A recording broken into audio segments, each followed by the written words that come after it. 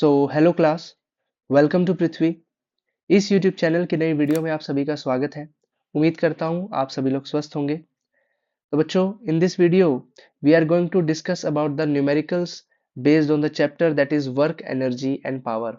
इससे पिछले वीडियो में हम वर्क एनर्जी पावर चैप्टर की सारी थ्योरी, सारे इंपॉर्टेंट फॉर्मूलाज बड़े ही अच्छे तरीके से विद एग्जांपल्स डिस्कस कर चुके हैं। बट आप सभी को पता है कि बिना न्यूमेरिकल्स के हम चीज़ों को अच्छे से नहीं समझ पाएंगे। फिजिक्स जो है वो तभी आपको अच्छे से समझ में आएगी जितने ज़्यादा हम सवाल करेंगे, जितने ज़्यादा हम क्वेश्चंस और न्यूमेरिकल्स की प्रैक्टिस करेंगे। तो बिना वक्त गवाए स्टार्ट करते हैं with the first question.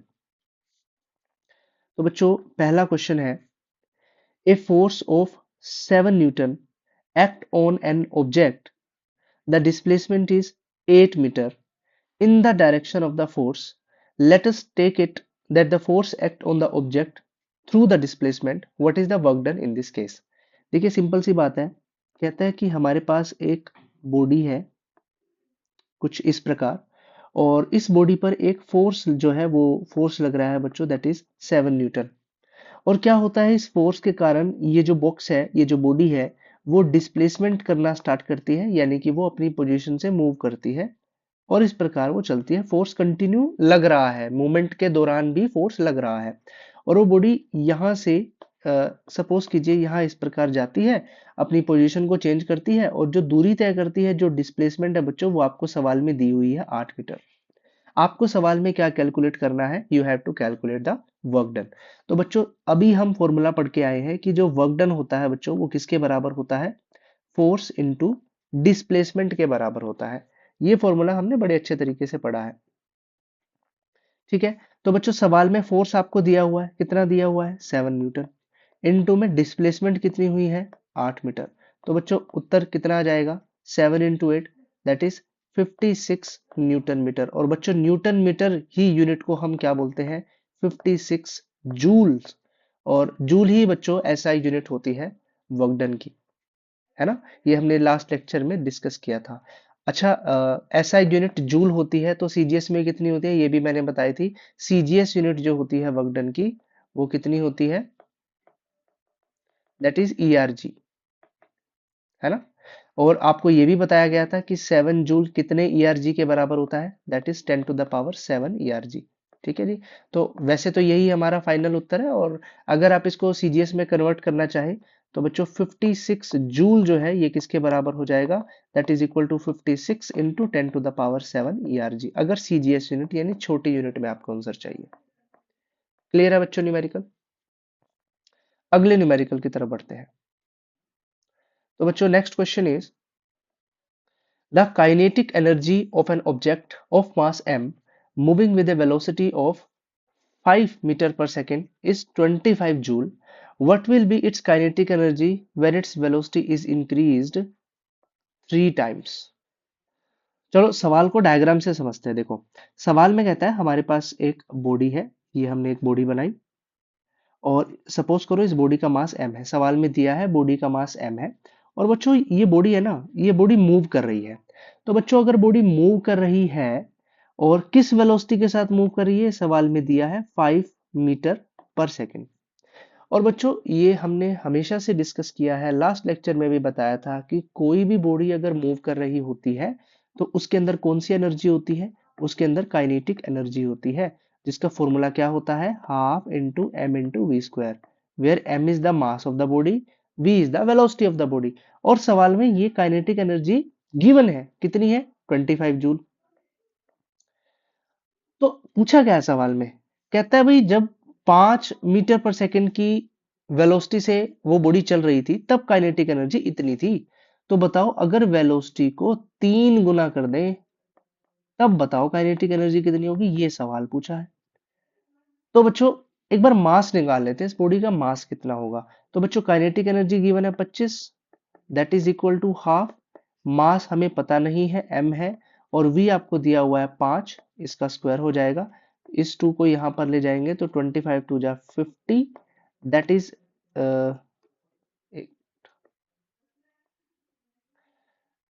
That is equal to 50 into में m इंटू 25। तो बच्चों यहां से m कितना आ जाएगा? 50/25 दैट इज 2 kg, यानी इस बॉडी का मास कितना है 2 kg। अब देखो वेलोसिटी पहले थी 5, तब काइनेटिक एनर्जी 25 थी। कहता है वेलोसिटी को 3 गुना कर दो। तो बच्चों वेलोसिटी को 3 गुना कर देंगे तो कितना हो जाएगा 3 इंटू 5, क्योंकि पहले 5 थी 3 से गुना कर दिया, दैट इज 15 मीटर पर सेकेंड। मास हमने ऑलरेडी निकाल लिया है, कितना है 2 kg, तो निकाल दो काइनेटिक एनर्जी। अगेन यही formula half mv², so half into mass of the body into velocity that is 15, और इसका क्या कर देंगे स्क्वायर, हाफ mv²। सो 2 से 2 कट गया, कितना आया 15 का स्क्वायर होता है बच्चों 225 जूल्स। एंड बच्चों that is the answer of this question. Clear है? यानी जब वेलोसिटी 5 थी तब काइनेटिक एनर्जी 25 थी, जब वेलोसिटी 3 गुना हो गई, बढ़ गई 15 हो गई, तब काइनेटिक एनर्जी हमारी कितनी आई 225 जूल्स। समझ में आया सवाल? अगले सवाल की तरफ बढ़ते हैं। The next question is A lamp consume 1000 joule of electrical energy in 10 seconds, what is the power? ठीक है, एक लैम्प है और वो 1000 जूल की इलेक्ट्रिकल एनर्जी जो है उसको कंज्यूम करता है 10 सेकंड में। यानी जब वो जलता है ना, हमारे पास एक लैंप है, ऐसा ही होता था ना लैंप, पुराने जमाने में जो लैंप होता था वो कुछ ऐसा ही होता था, और वो जल रहा है, इलेक्ट्रिकल लैंप है बेसिकली, ठीक है, बिजली से कनेक्टेड है, बिजली से कनेक्टेड है, इस प्रकार एक लैंप है, बिजली से कनेक्टेड है। और कहता है बिजली जो है ना वो कितनी लेता है 1000 जूल लेता है 10 सेकंड के अंदर, तो पावर बताओ। तो बच्चों पावर का फॉर्मूला हमने आपको क्या बताया था, पावर का फॉर्मूला होता है work done divide by time, है ना, यही बताया था, power is equal to W/T। तो ये जो वर्क डन है यही तो है इलेक्ट्रिकल एनर्जी। पावर को वर्क डन बाय टाइम भी बोल सकते हैं और एनर्जी बाय टाइम भी बोल सकते हैं, क्यों, क्योंकि दोनों की यूनिट सेम होती है ना। तो एनर्जी कितनी दी हुई है बच्चों 1000 जूल दी हुई है, जूल है ऐसा यूनिट में है, कोई चेंज करने की जरूरत नहीं है। टाइम भी देखा 10 सेकेंड, तो 10 से 10 कट जाएगा, यानी आपकी पावर कितनी आ जाएगी बच्चों 100। यूनिट क्या लगाऊं, ऐसा यूनिट में यूनिट होती है बच्चों what. That is the answer of this question. छोटा सा सवाल था, आसान था, ठीक है, आगे बढ़ते हैं। So the next question is certain force acting on a 20 kg mass changes its velocity from 5 meter per second to 2 meter per second, calculate the work done by the force। कहता है we have a body, we have a body, और इसका मास आपको दिया हुआ है 20 kg, 20 kg की एक बॉडी है, और बच्चों ये मोशन में है, ठीक है, ये चल रही है, चलते टाइम इसकी वेलोसिटी जो है स्टार्टिंग में कितनी थी 5 मीटर पर सेकंड थी। जब वो चल रही थी स्टार्टिंग में इसकी वेलोसिटी 5 मीटर पर सेकंड थी। चलते टाइम ही इस पर एक फोर्स लगाया गया, एक फोर्स F लगाया गया, जिसके कारण इसकी वेलोसिटी में कुछ चेंज आया, ठीक है। अच्छा वेलोसिटी देखो 5 से 2 है यानी घटी है, तो फोर्स की डायरेक्शन है ना बच्चों वो थोड़ा सा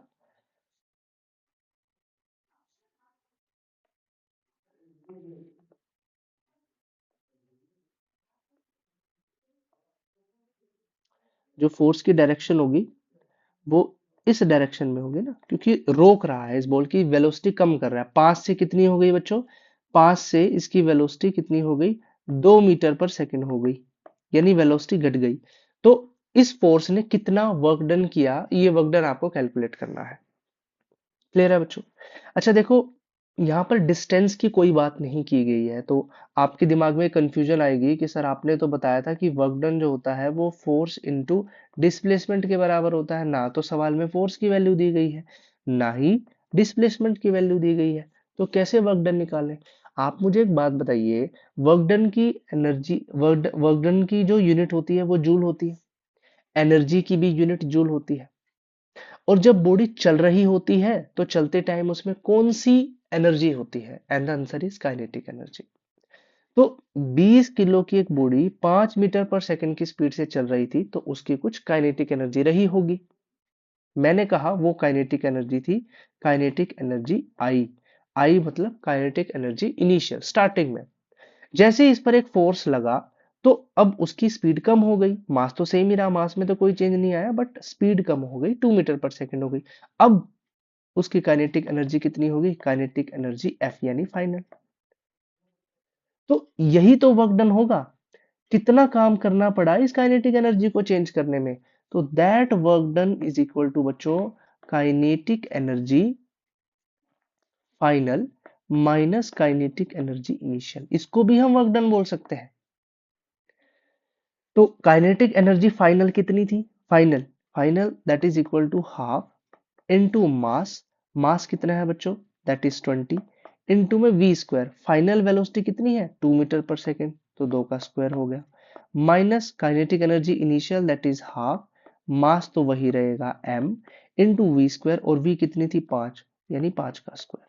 यही आपका वर्क डन होगा। तो इफ यू कैलकुलेट दैट तो कट जाएगा बच्चों, ठीक है, ये काट लो आप यहाँ से 10, सो that is 10 into 4 minus again 10 into 25, so that is 40 minus 250। ठीक है बच्चों, सो the answer is 210 minus 210, unit क्या रहेगी, जूल ही रहेगी। क्लियर है बच्चों, that is the answer of this question. अगले सवाल की तरफ बढ़ते हैं। So the next question is a certain household has consumed 250 units of energy during a month, how much energy is this in joule? Okay, देखो कहता है एक घर है, वो 250 यूनिट बिजली जो है एक महीने में कंज्यूम करता है, 250 यूनिट बिजली की कंज्यूम करता है। ये क्या दिया हुआ है बच्चों, दिस इज एनर्जी, ठीक है, ड्यूरिंग ए मंथ। कहता है how much energy is this in joule. तो बच्चों सीधी सी बात है, एनर्जी जो होती है ना, ये जो energy commercial unit of energy जो होती है, ये बेसिकली किलो वाट आवर में होती है। कितने में होती है, किलो वाट आवर। क्यों, आपको पता है एनर्जी बाय टाइम यही कितना होता है, पावर होता है। तो बच्चों यहां से एनर्जी कितनी हो जाएगी, that energy is equal to power into time, है ना। और ये जो यूनिट आती है ना घर में, जो बिजली यूनिट में आती है ना, आपने देखा होगा घर में आप ये बोलते हो कि हमारे घर में पर मंथ जो है 300 यूनिट बिजली की लग जाती है, 250 यूनिट बिजली की लग जाती है। तो एक्चुअली में ये जो यूनिट होती है ना, ये किलो वाट आवर में होती है, किलो वाट आवर। यहाँ पर जो ये पावर है, पावर की यूनिट तो वैसे वोट होती है, किलो में इसको लेते हैं, that is the commercial unit जो कि हमारी आम लाइफ में यूज होती है। तो पावर तो हो गया किलोवाट और टाइम का हो गया आवर, तो किलोवाट आवर हो जाता है। तो यही एनर्जी आपको कितनी दी हुई है, 250, 250 यूनिट का मतलब हो जाएगा 250 किलोवाट आवर। ठीक है जी, तो इसको आप कन्वर्ट कर दोगे, दैट इज 250 इंटू किलोवाट को वोट में करेंगे तो कितना आ जाएगा, 1000 वोट, और इनटू में आवर, और उसको एक घंटे को सेकंड में कन्वर्ट करेंगे तो कितने, एक घंटे में कितने सेकंड होते हैं सर, एक घंटे में 60 मिनट होते हैं, और इन 60 मिनट में 60 सेकंड्स होते हैं, यही हो जाएगा। तो यहां से ये हो जाएगा 250 इंटू 1000 इंटू 3600, 3600। तो आप इसको कैलकुलेट कर लो, दैट इज 225 इंटू 36 इंटू, आप 10 की पावर देख लो कितनी है, एक, तीन ही होगी, 4 और 2 6, 10 to the power 6 vote second. आप इसको कैलकुलेट कर लो यहाँ पर, 36 इंटू 25,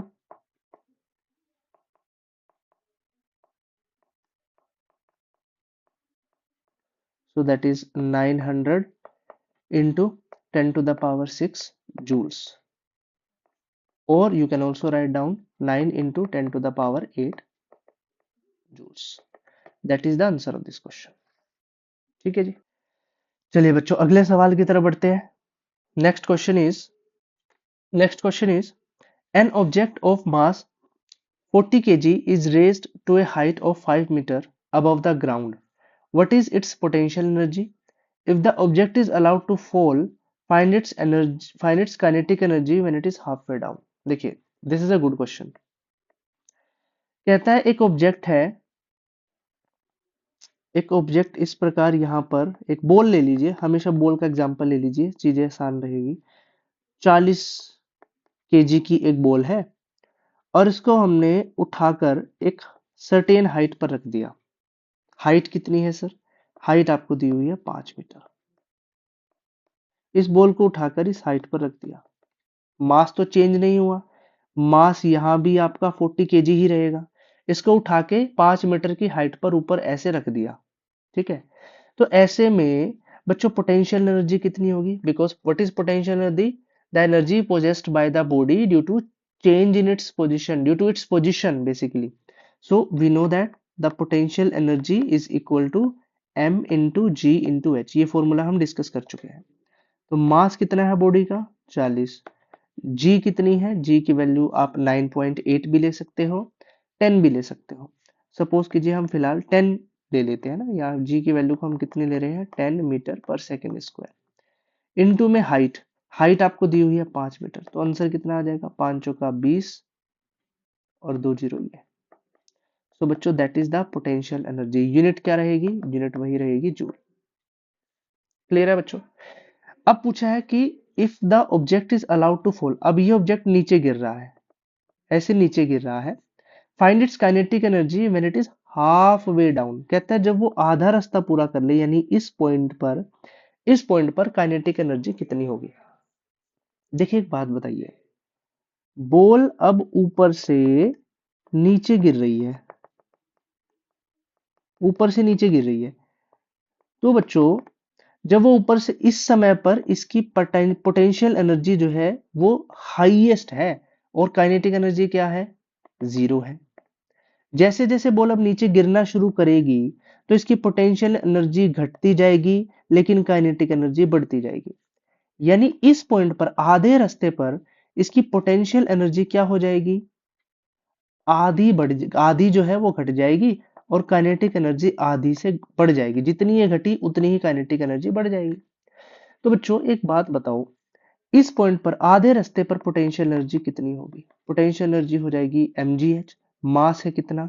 मास सवाल में दिया हुआ है 40, g वही 10, लेकिन h अब कितनी होगी? पहले तो 5 थी, ये दूरी पहले 5 थी, लेकिन आधे में पूछा है तो ये दूरी कितनी हो जाएगी? 2.5 metre. So that is 2.5।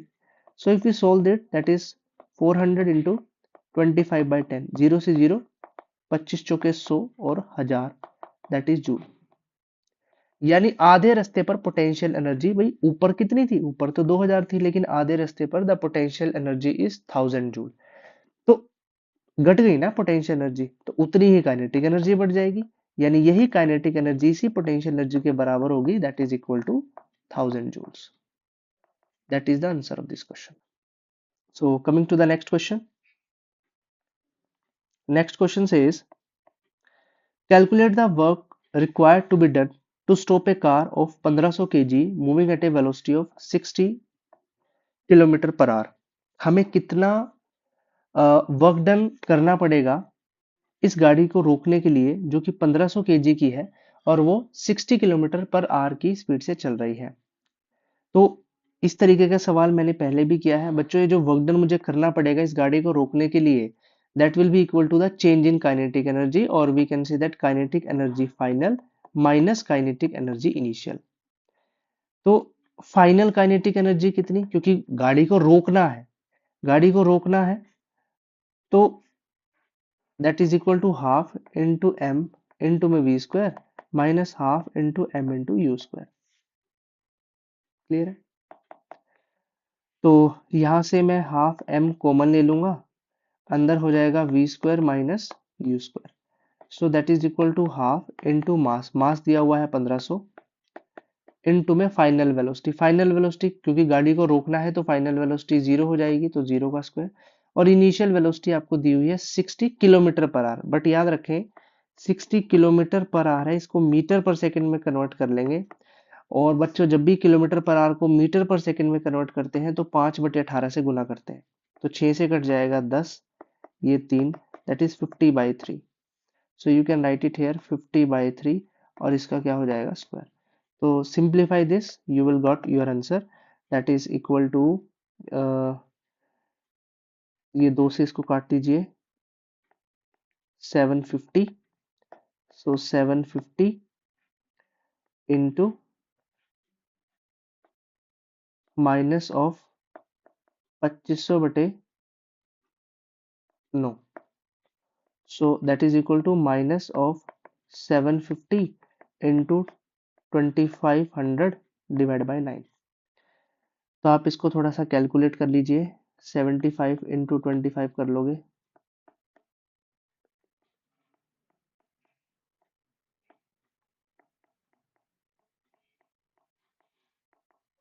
so that is equal to minus of 1875000 divided by 9। so if we divide this,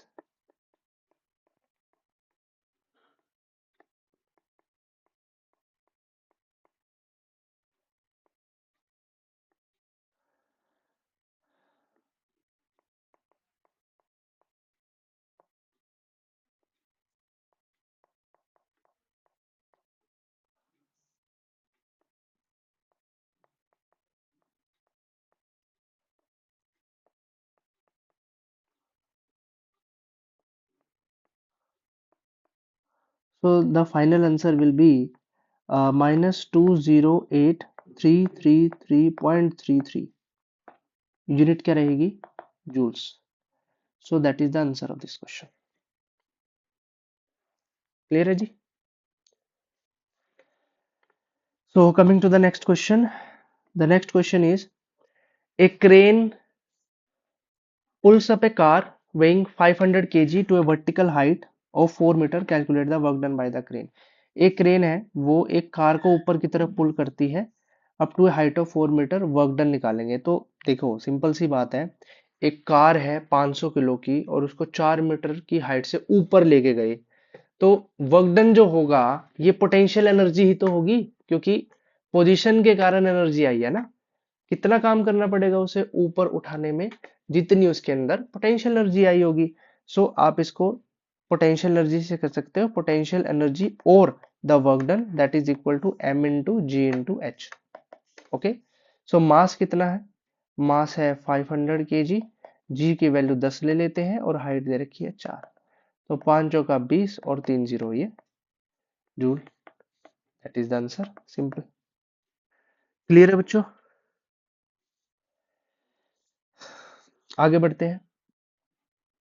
next question, next question says a boy of mass 40 kg runs a flight of 50 steps each of 10 centimeter height in 5 seconds, find the work done by the boy and the power developed। तो देखिए सवाल में आपको मास दिया हुआ है, मास दिया हुआ है 40 kg। वो क्या करता है, runs up flight of 50 steps each 10 centimetre, ठीक है। तो वो ऊपर चढ़ रहा है बेसिकली, और मुझे एक बात बताइए, तब ऊपर चढ़ रहा है तो डिस्टेंस कितना तय कर रहा है, कहता है 50 स्टेप कवर कर रहा है और एक स्टेप 10 सेंटीमीटर का है, तो 50 into 10 that is equal to 500 centimetre. अब 500 सवाल में क्या दिया हुआ है, 500 सेंटीमीटर दिया हुआ है, तो इसको मीटर में कन्वर्ट कर लेंगे, तो किससे डिवाइड करेंगे, बिकॉज एक मीटर में 100 सेंटीमीटर होते हैं, so the answer is 5 metre. मतलब जो डिस्टेंस आया है, जो बॉय है वो डिस्टेंस कितना कवर कर रहा है, 5 मीटर कवर कर रहा है। अब और क्या दिया है आपको बताना है, find the work done by the boy, work done कितना होगा वो आपको कैलकुलेट करना है। अब एक मुझे बात बताइए, इस बॉय का मास आपको दिया हुआ है, तो इस पर ग्रेविटी भी लग रही होगी, that force is equal to mg। तो मास है 40 और जी सवाल में कहा है 9.8 लेने को, तो 98/10 कर लेते हैं, so that is equal to 392 newton, ये फोर्स आ गया। डिस्प्लेसमेंट कितनी है, 5 मीटर की, तो यहाँ से वर्क डन कितना हो जाएगा, force into displacement, that is 392 into what 5। तो 392 इंटू 5 ये कितना हो जाएगा, दैट इज 1960 जूल। ये तो आ गया वर्क डन। कहता पावर बताओ, पावर क्या होती है, power work done by time. Work done सवाल में आया है 1960, टाइम कितना दिया हुआ है 5 सेकेंड, तो इसको 5 से डिवाइड कर लो। तो 5 दिए 15, 46, 5 45, 10, 392। सो 392 what, that is the answer of this question. तो चलिए बच्चों अगले सवाल की तरफ बढ़ते हैं। So the next question is, calculate the power of an engine required to lift 10 to the power 5 kg of coal per hour from a mine 360 metre deep. देखो बच्चों आपको निकालनी है पावर। पावर का फॉर्मूला होता है वर्क डन बाय टाइम। तो आपको क्या निकालना है, एक इंजन की सहायता से 10 की पावर 5 किलो कोल पर आवर यानी कि 1 घंटे में निकालना है फ्रॉम ए माइन, जिसकी जो गहराई है वो कितनी है 360 मीटर। अब मुझे एक बात बताओ, वर्क डन का फॉर्मूला क्या होता है? वर्क डन का फॉर्मूला होता है force into displacement by time. कितना कोल निकालना है, 10 की पावर 5 केजी निकालना है, नीचे से ऊपर लेके आना है, तो फोर्स किसके बराबर हो जाएगा mg। और कितनी हाइट से निकालना है s इनटू में t। सवाल में मास दिया है 10 की पावर 5, ग्रेविटेशन फोर्स की वैल्यू को ले लेंगे 10, s कितनी हाइट से निकालना है दैट इज 360, और टाइम आपको दिया गया है पर आर को सेकंड में कन्वर्ट कर लेंगे तो बच्चों 1 घंटे में कितने सेकंड होते हैं 3600 सेकंड होते हैं। आप इस सवाल को सॉल्व कर लोगे and you will get your answer. So the power is equal to 0 से ये 0 कट गई, 36 से कटा 10 से 10 कट गया, यानी power is equal to 10 to the power 5 watt. बच्चों that is the answer of this question. Clear है, इजी क्वेश्चन था। आगे बढ़ते हैं। So the next question is, find the velocity of the body of mass 100 gram having a kinetic energy of 20 joule. Mass दिया हुआ है, मास आपको कितना दिया हुआ है 100 ग्राम। इसको केजी में कन्वर्ट करने के लिए मुझे क्या करना पड़ेगा, बिकॉज एक केजी के अंदर 1000 ग्राम होते हैं, तो we have to divide it with 1000 gram. तो ये आपका आंसर किस में आ जाएगा, केजी में आ जाएगा। यानी मास आपको दिया हुआ है 1/10 केजी। ठीक है जी। आपको सवाल में काइनेटिक एनर्जी दी हुई है कितनी 20 जूल, निकालना क्या है वेलोसिटी। तो आपको पता है काइनेटिक एनर्जी का फॉर्मूला क्या होता है, half into M into V square. तो that is equal to half into mass, mass जो है सवाल में दिया हुआ है अभी निकाला 1/10 केजी, और वेलोसिटी जो है वो आपको निकालनी है, और ये काइनेटिक एनर्जी आपको 20 के बराबर दी है। So v square is equal to 20, ये 20 ऊपर चला जाएगा 20, so that is v is equal to 20 metre पर second. That is the answer of this question. Easy question है। आगे बढ़ते हैं। नेक्स्ट क्वेश्चन बच्चों, नेक्स्ट क्वेश्चन है, a block of mass 5 kg is lying on a frictionless table. A force of 20 Newton is applied on it for 10 seconds. Calculate its kinetic energy. ठीक है जी। हमारे पास एक बॉक्स रखा हुआ है, और बच्चों इस बॉक्स का मास आपको दिया हुआ है 5 kg। ठीक है। और कहता है इस पर एक फोर्स जो है वो लग रहा है, और फोर्स कितना लग रहा है 20 न्यूटन का फोर्स लग रहा है। कितने टाइम के लिए, ऑब्वियस सी बात है मूवमेंट होगी, ये मूव करना शुरू करेगा इस प्रकार, और 10 सेकंड के लिए ये फोर्स लग रहा है। You have to find out the kinetic energy. Kinetic energy कितनी होगी। क्लियर है बच्चों। तो आप सभी को पता है कि काइनेटिक एनर्जी का फॉर्मूला कितना होता है, हाफ एम वी स्क्वायर। सवाल में आपको m पता है, आपको v जो है वो नहीं पता, you have to calculate v। ठीक। तो देखिए v कैसे कैलकुलेट करेंगे। सबसे पहले तो आपको पता है कि f जो है according to Newton second law ma के बराबर होता है। What is a is f by m। सो f सवाल में दिया हुआ है 20 न्यूटन, और m कितना दिया हुआ है 5, तो ये कट जाएगा, दैट इज 4 मीटर पर सेकंड स्क्वायर। ये a आ गया। इनिशियली बॉडी रेस्ट पर थी, तो यो कितना था 0 मीटर पर सेकंड। v निकाल लो, टाइम भी आपको दिया हुआ है 10 second. So V is equal to U plus AT. So we have V is equal to U 0 plus A. You have already calculated, that is 4 into time at 10 second. सो यहाँ से v आपका कितना आ गया 40 मीटर पर second. तो kinetic energy निकाल लो। Kinetic energy बराबर half mass is 5 into V is 40 और 40 का स्क्वायर हो जाएगा। So that is equal to 5/2 into 40 का स्क्वायर 1600। 2 से कट जाएगा 800 और आपका उत्तर आ जाएगा kinetic energy that is equal to 8 पंजे 40 यानी 4000 joule is the answer of this question. Clear है बच्चों? अगले सवाल की तरफ बढ़ते हैं। चलिए सवाल है ए mass of 10 kg is dropped from a height of 50 centimeter. Find its potential energy just before dropping. भाई एक सर्टेन हाइट है and that height is given that is 50 centimetre. 50 centimetre से हमने एक बॉल को नीचे ड्रॉप किया और इस बॉल का आपको मास दिया हुआ है दैट इज 10 kg। तो आपसे ए पार्ट में पूछा है potential energy just before dropping. गिराने से जस्ट पहले पोटेंशियल एनर्जी कितनी होगी? तो भाई पोटेंशियल एनर्जी का formula simple that is mgh। सवाल में मास गिवन है 10 kg, जी की वैल्यू को 10 ले लेंगे और हाइट जो है दी हुई है 50 सेंटीमीटर, लेकिन मीटर में कन्वर्ट करेंगे। सो दैट इज 50 डिवाइड बाई 100। 0 से 0 ये कट गया 2 पे। सो दैट इज 100/2 कट जाएगा, उत्तर आ जाएगा 50 joule. That is potential energy. Clear है? सेकेंड पार्ट में कहता है kinetic energy just on touching the ground. Just on touching the ground you have to calculate the kinetic energy. देखिए जब जब ये बॉल नीचे गिरेगी तो इसकी पोटेंशियल एनर्जी कम होती चली जाएगी और काइनेटिक एनर्जी बढ़ती चली जाएगी। टकराने से जस्ट पहले इसकी काइनेटिक एनर्जी सबसे मैक्सिमम होगी और पोटेंशियल एनर्जी 0 होगी। यानी कि सारी की सारी पोटेंशियल एनर्जी काइनेटिक एनर्जी में चेंज हो जाएगी। तो यानी इस समय पर जब ये ऊपर थी तब काइनेटिक एनर्जी 50 जूल थी। जब ये नीचे गिरने वाली होगी सारी पोटेंशियल एनर्जी काइनेटिक एनर्जी में चेंज हो गई, यानी काइनेटिक एनर्जी भी आपकी कितनी रहेगी? 50 जूल। सिंपल। सी पार्ट में आपसे क्या पूछा है? सी पार्ट में आपसे पूछा है velocity with which it's hit the ground. किस वेलोसिटी के साथ ये ग्राउंड को हिट करेगी? आपको पता है काइनेटिक एनर्जी बराबर होता है हाफ mv स्क्वायर, और आपको पता है कि जब ग्राउंड पे हिट करने वाली होगी काइनेटिक एनर्जी कितनी होगी? 50 joule. So 50 is equal to half into मास।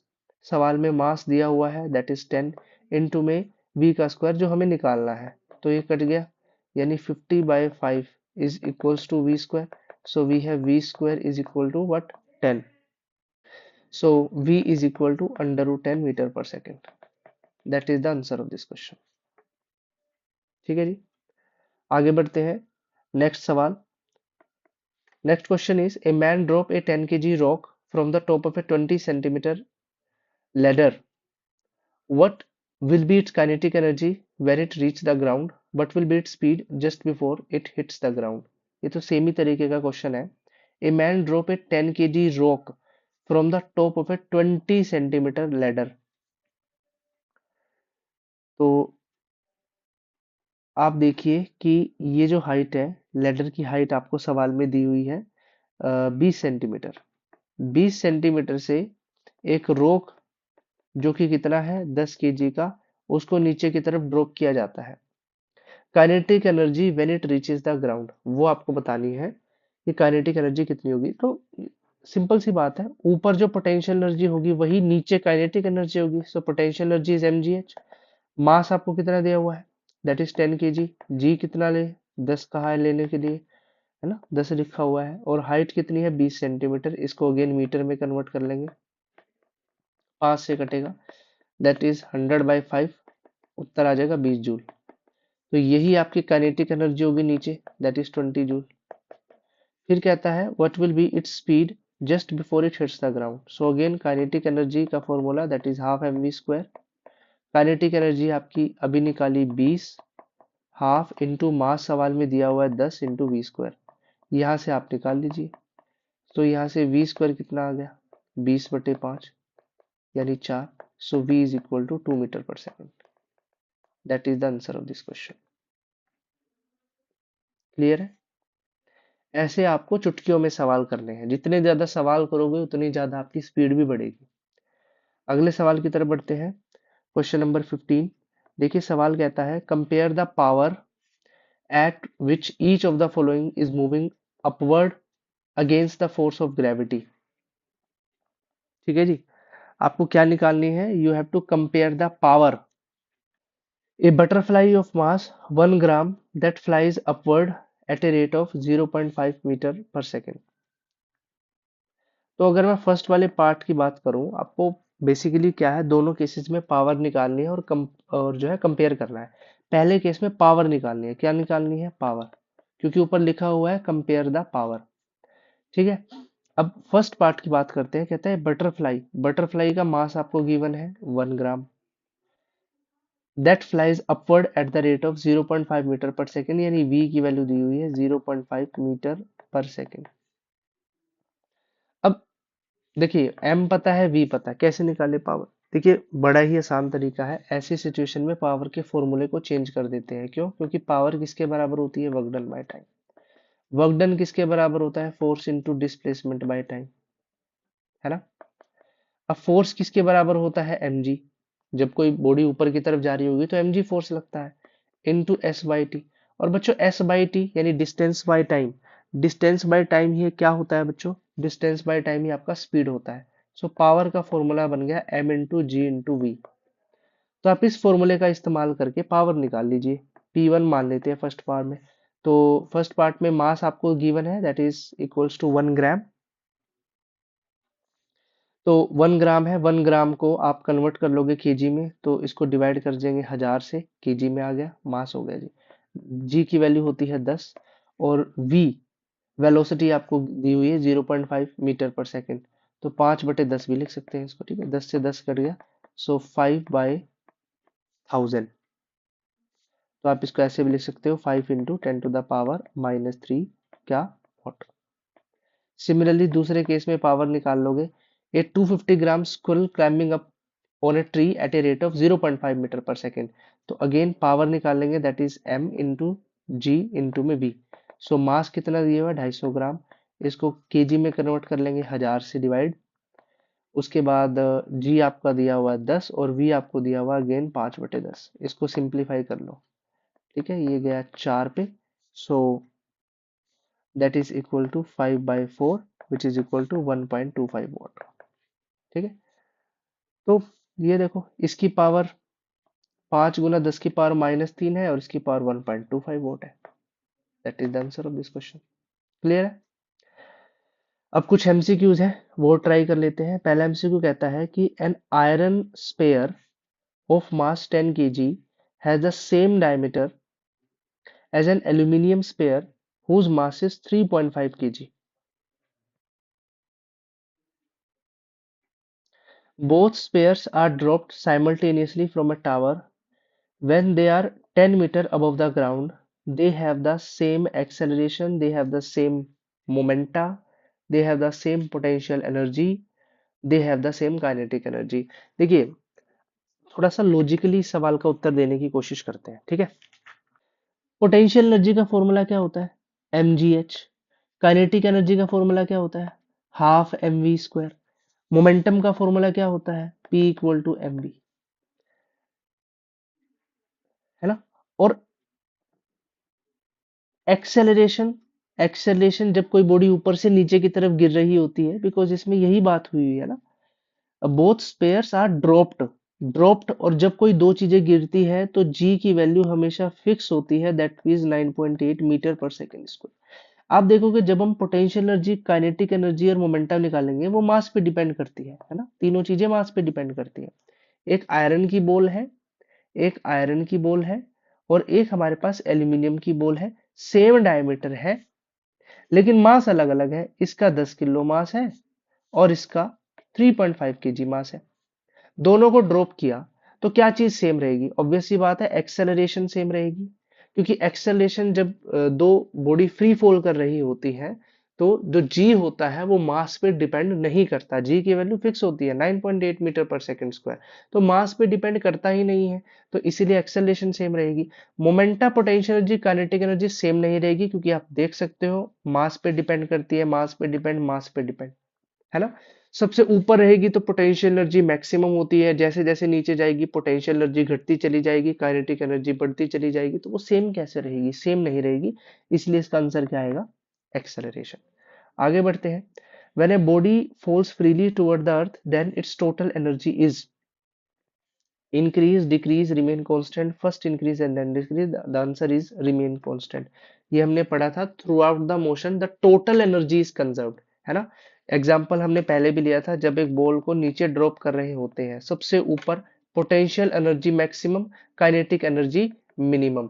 जैसे जैसे ये नीचे जाएगी पोटेंशियल एनर्जी घटती जाएगी और उसके कोरिस्पॉन्डिंग काइनेटिक एनर्जी बढ़ती चली जाएगी, लेकिन ओवरऑल टोटल वैल्यू सेम होती है ना। तो यानी total energy throughout the system remains the conserve, पूरे मोशन के दौरान कंजर्व रहेगी। तो option number C is the right answer. फिर पूछा है the CGS unit of work done, ये तो ईआरजी होती है ना। डाइन तो फोर्स की होती है, वोट पावर की होती है, जूल जूल एसआई यूनिट होती है वर्क डन की, और ईआरजीएस जो होती है ये सीजीएस होती है बच्चों, ठीक है, सीजीएस। तो इसका आंसर ऑप्शन नंबर बी आएगा।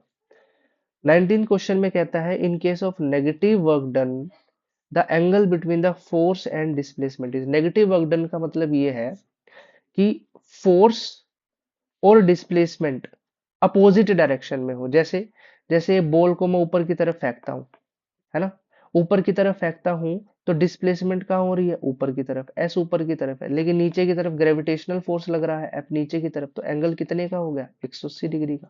सो the answer is 180 degree. Last question है water stores in a dam poses, एक डैम के अंदर ऊंचाई पर पानी स्टोर जो है वो करके रखा हुआ है। डैम में पानी ही तो रोका जाता है ऊंचाई पर, तो उसमें कौन सी एनर्जी है, पोटेंशियल एनर्जी है। और जैसे ही डैम का गेट खोल देंगे तो वो पानी एकदम से बड़ी रफ्तार के साथ निकलेगा, तब वो काइनेटिक एनर्जी में कन्वर्ट हो जाएगा। तो स्टार्टिंग में जब रुका हुआ है तब कौन सी एनर्जी है, potential energy. Okay, that is the answer. तो ये कुछ आज के लेक्चर में हमने 20 क्वेश्चंस जो है वो डिस्कस किए हैं। आई होप आपको सारे क्वेश्चन समझ में आए होंगे, और इससे एक्स्ट्रा क्वेश्चन आप जितना ज़्यादा और एक्स्ट्रा करेंगे उतनी ही ज़्यादा आपकी अंडरस्टैंडिंग डेवलप होगी। तो ज़्यादा से ज़्यादा आप क्वेश्चन ट्राई करिए, और मिलते हैं नेक्स्ट वीडियो में। Thank you everyone.